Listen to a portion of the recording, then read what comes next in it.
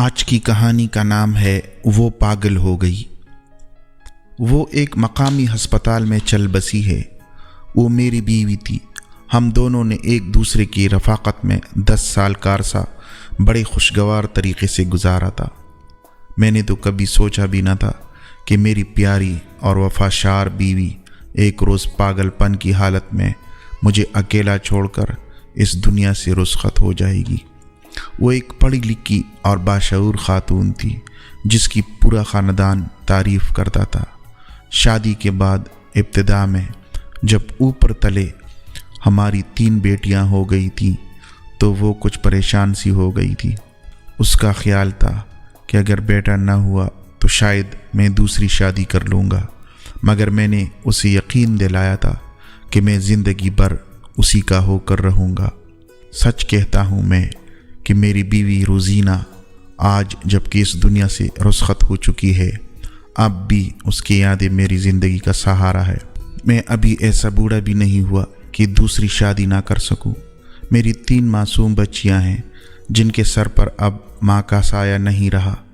مجھے عزیز رشتہ دار اور دوست اکثر مشورہ دیتے رہتے ہیں کہ میں اپنی خاطر نہیں تو کم از کم بیٹیوں کی خاطر ہی دوسری شادی کر لوں، مگر میں اس کے بارے میں سوچ ہی نہیں سکتا۔ میں یہ کہہ رہا تھا کہ میری بیوی پاگل پن کی حالت میں آج ایک مقامی ہسپتال میں چل بسی ہے۔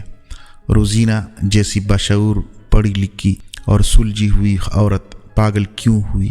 یہ ایک درد بھری داستان ہے جس کا خود میں ایک کردار ہوں۔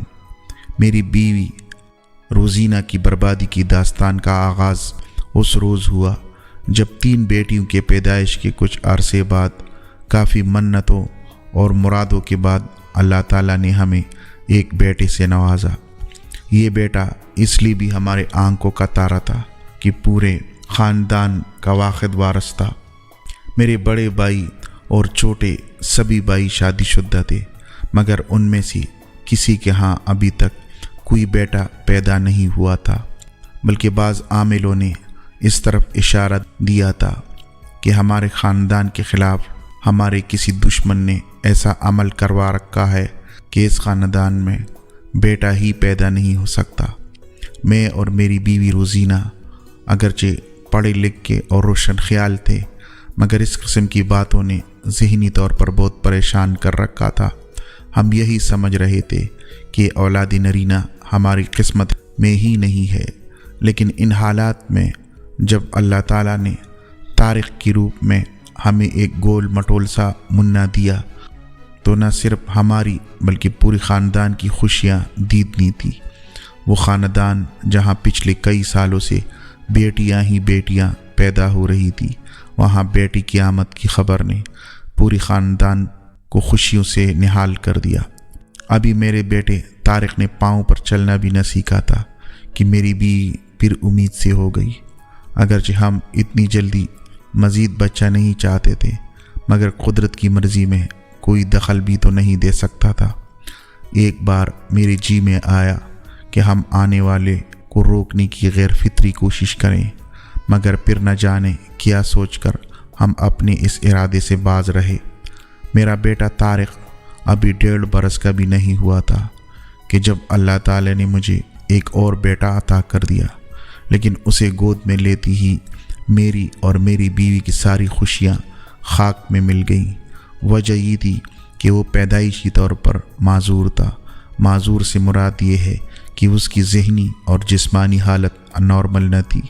دوسرے بیٹے کی پیدائش پر میری بیوی بڑی خوش ہوئی تھی کہ چلو اللہ تعالیٰ نے چاند سورج کی جوڑی ملا دی ہے، مگر اس کی معذوری دیکھ کر ہمارے دل کے ارمان دل ہی دل میں رہ گئے۔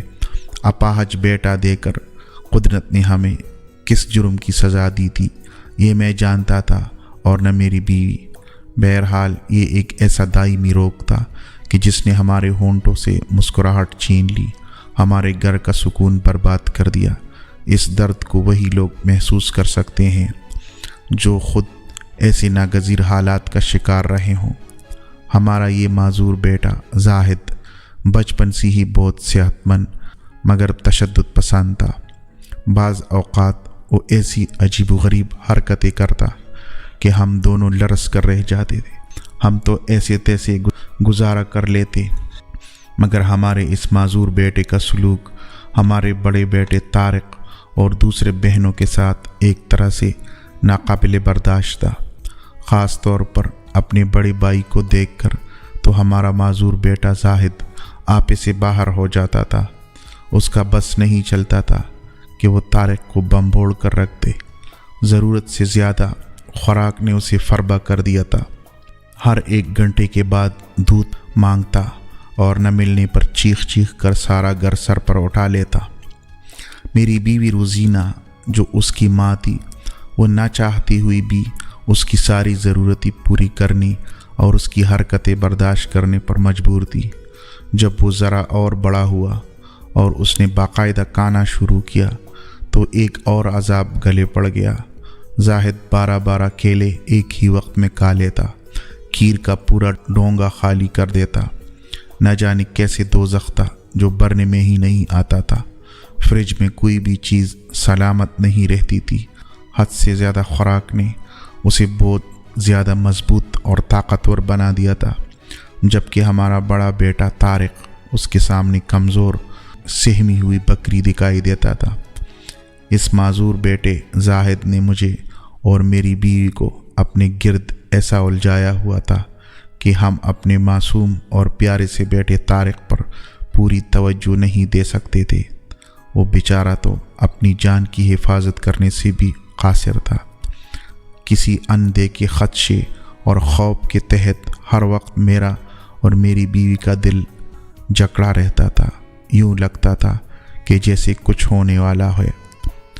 سوتی ہوئی میری بیوی اچانک ہڑبڑا کر اٹھتی بیٹھتی اور اپنے بڑے بیٹے طارق کو ٹٹولنے لگتی۔ اسے وہم سا لگ گیا تھا کہ جیسے اس گھر میں کچھ ہونے والا ہے۔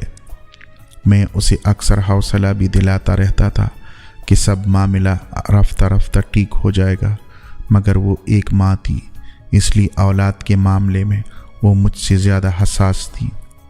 طارق جب 4 سال کا ہوا تو اسی نرسری میں داخل کروا دیا گیا۔ اب کم از کم اتنا ہوا کہ وہ دوپہر 12 بجے تک اپنے معذور بھائی زاہد کی دست برد سے محفوظ رہتا، مگر جب وہ پتلا دبلا اور کمزور سا لڑکا واپس گھر آتا تو میری بیوی کو پھر یہی فکر دامنگیر ہونے لگتی تھی کہ کہیں زاہد اپنے بڑے بھائی کو کوئی نقصان نہ پہنچا دے۔ وقت گزرتا رہا، طارق کے صبر اور زاہد کی تشدد پسندی میں اضافہ ہوتا چلا گیا۔ ہر روز جب میں دفتر سے آتا تو مجھے زاہد کے بارے میں کئی باتیں معلوم ہوتی۔ تشدد اور بے رحمی کا جذبہ اس میں کوٹ کوٹ کر بھرا ہوا تھا۔ میری بیوی کے بقول وہ صرف طارق کو اذیت دینے میں تعامل نہیں کرتا تھا، بلکہ بعض اوقات تو اپنی جان کو بھی خطرے میں ڈال لیتا تھا، مگر میری بیوی ماں ہونے کے ناطے سے اس معذور بچے کو سمجھانے یا ڈانٹنے سے بالکل قاصر تھی۔ کئی بار زاہد نے نہ صرف اپنے آپ کو بلکہ طارق کو بھی بری طرح زخمی کیا۔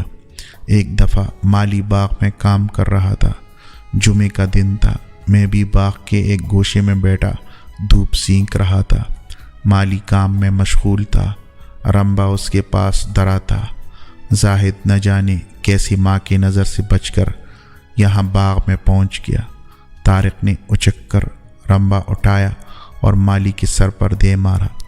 غریب آدمی چشم زون میں لہلہان ہو گیا۔ ایسے واقعات نے مجھے اور روزینہ کو بہت دل گرفتہ کر دیا تھا۔ یوں لگتا تھا جیسے ہم نے زندگی میں کوئی بہت بڑا جرم کیا ہے۔ قدرت نے جس کی سزا زاہد کے بیٹے کی صورت میں ہمیں دی تھی۔ ایک روز زاہد کتابوں کی الماری کا ہینڈل پکڑ کر لٹک گیا۔ الماری کے نیچے دب جانے سے اس کی کوہنی کی ہڈی ٹوٹ گئی۔ ہم نے کیسے اس صورتحال کا مقابلہ کیا اور اس کا کس طرح سے علاج کروایا، یہ ایک الگ داستان ہے۔ زاہد کی وجہ سے گھر کی حالت بہت ابتر تھی۔ کوئی چیز بھی اپنے اصلی حالت میں نہ رہی۔ ٹوٹ پوٹ کا یہ عالم تھا کہ علمان حفیظ عقل کام نہیں کرتی تھی کہ کیا کریں۔ کئی دفعہ عزیز و اقارب نے سمجھایا کہ زاہد کو دماغی امراض کے اسپتال میں داخل کروا دیں۔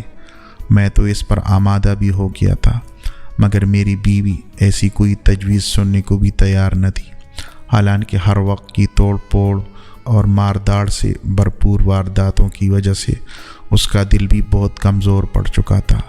آخر ہر روز کی کل کل سے تنگ آ کر ایک روز میں نے اور میری بیوی نے فیصلہ کیا کہ زاہد کو کمرے میں بند کر کے رکھا کریں، مگر اس میں یہ قباحت تھی کہ کمرے میں بند ہونے کے بعد وہ اتنا شور مچاتا تھا کہ جان منہ کو آ جاتی۔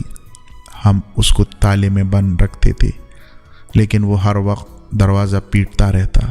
اس دن رات کی بے سکونی نے رفتہ رفتہ میری بیوی کی صحت کو متاثر کرنا شروع کر دیا اور ہائی بلڈ پریشر کی شکایت میں مبتلا ہو گئی۔ اس صورتحال سے تنگ آ کر ایک روز ہم نے یہ فیصلہ کیا کہ زاہد کو ہسپتال میں داخل کروا دیا جائے۔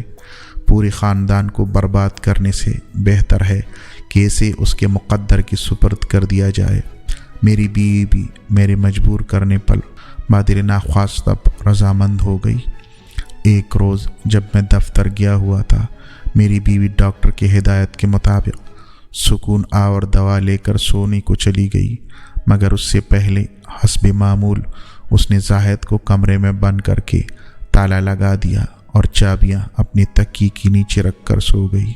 ان ادویات کی وجہ سے وہ اتنی گہری نیند سوئی کہ اسے یہ پتہ نہ چل سکا کہ اس گھر پر کیا قیامت بیت گئی۔ دراصل ہوا یہ تھا کہ جب روزینہ سکون آور دوا لے کر گہری نیند سو رہی تھی تو میرے معذور بیٹے زاہد نے، جو کمرے میں بند تھا، اس نے بے تحاشا شور مچانا شروع کر دیا اور اس زور سے دروازہ پیٹنے لگا کہ میرے بڑے بیٹے طارق سے چھوٹے بھائی کا چیخنا چلانا برداشت نہ ہو سکا۔ اس نے چپکے سے ماں کی تکیے کے نیچے سے کمرے کی چابیاں نکالی اور نہ جانے کیسے صحیح نمبر کی چابی ڈھونڈ کر اس کمرے کا دروازہ کھول دیا جس میں زاہد بند تھا۔ پھر اس کے بعد کچھ پتہ نہ چلا کہ کیا ہوا۔ میری بڑی بیٹی سائمہ، جو اپنے کمرے میں اسکول کا کام کر رہی تھی، اس نے جب یہ دلدوز چیخ سنی تو وہ دیوانہ وار کمرے کی طرف دوڑی۔ اس نے دیکھا کہ طارق یعنی میرا بڑا بیٹا زمین پر گرا ہوا ہے اور زاہد اس کی چھاتی پر بیٹھا دونوں ہاتھوں سے اس کا گلا دبا رہا ہے۔ بمشکل تمام میری بیٹی نے زاہد کو پیچھے ہٹایا۔ نہ جانے اس میں ایک ناقابل یقین جناتی قوت کہاں سے اود کر آئی تھی۔ سائمہ نے طارق کو اٹھایا اور بستر پر لٹا دیا۔ بھائی کو بے حس و حرکت دیکھ کر وہ گھبرا گئی اور دوڑی دوڑی اپنے ماں کے پاس گئی اور اسے جھنجھوڑ کر جگایا۔ ماں کو سائمہ نے بتایا کہ طارق بے ہوش ہو گیا ہے۔ میری بیوی یہ سن کر دیوانی ہو گئی اور بے اختیار طارق کی طرف لپکی۔ اس نے طارق کو جب بغور دیکھا تو اس کی بے جان آنکھیں ایک ہی سمت رکی ہوئی تھی۔ فرشتوں جیسا تقدس اور پاکیزگی اس کے چہرے پر تھی۔ اسے یوں لگا جیسے ننھا طارق کہہ رہا ہو کہ امی، آپ میری حفاظت کا بھاری بوجھ نہیں اٹھا سکی تھی، اس لیے میں نے اپنے آپ کو اس بوجھ سے آزاد کر دیا ہے۔ میرا پیارا اور لاڈلا بیٹا طارق مر چکا تھا۔ میری بیوی اسے دیکھ کر اپنے ہوش و حواس کو بیٹھی۔ غم کی شدت انسان کو عقل و خرد سے بیگانہ کر دیتی ہے۔ زاہد بھی اگرچہ اس کا بیٹا تھا، اس نے اسی کی کوکھ سے ہی جنم لیا تھا، مگر بڑے بیٹی کی موت جو کہ اس کے ہاتھوں واقع ہوئی تھی، اس وجہ سے وہ زاہد کی وجود کو برداشت نہ کر سکی۔ نہ جانے اس وقت اس کی مامتا کہاں جا کر سو گئی تھی۔ اس نے بے قابو ہو کر زاہد کو مار مار کر ادمو کر دیا۔ اسے 2 دن تک بھوکا پیاسا کمرے میں بند رکھا۔ خود اس صدمے سے وہ اس قدر نہ ڈالتی کہ اسے اپنے آپ کا ہوش بھی نہ رہا، مگر جب ہوش آیا تو زاہد بھی اس دنیا میں نہیں تھا۔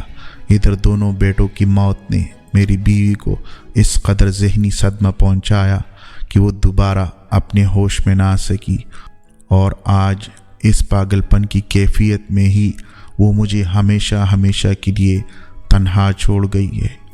میرے دونوں بچوں نے دنیا میں اتنی ہی سانس پوری کیے جتنے میرے رب نے ان کے لیے مقرر کیے تھے، لیکن میری بیوی سے جو کچھ بھی دانستہ یا غیر دانستہ طور پر ہوا، اس کی وجہ سے وہ احساس جرم میں مبتلا ہو گئی اور بیٹوں کی موت کے صدمے نے اسے الگ پاگل کر دیا۔ اب میں اپنی 3 معصوم بچیوں کے ساتھ زندگی بسر کر رہا ہوں۔ میں ان کا باپ بھی ہوں اور ماں بھی۔ جیسا کہ میں پہلے کہہ چکا ہوں کہ مجھے ہر ملنے والا دوسری شادی کا مشورہ دیتا ہے، مگر میں ایسا نہیں کر سکتا۔ اس کی 2 وجوہات ہیں۔ ایک تو یہ کہ مجھے روزینہ سے سچا پیار تھا۔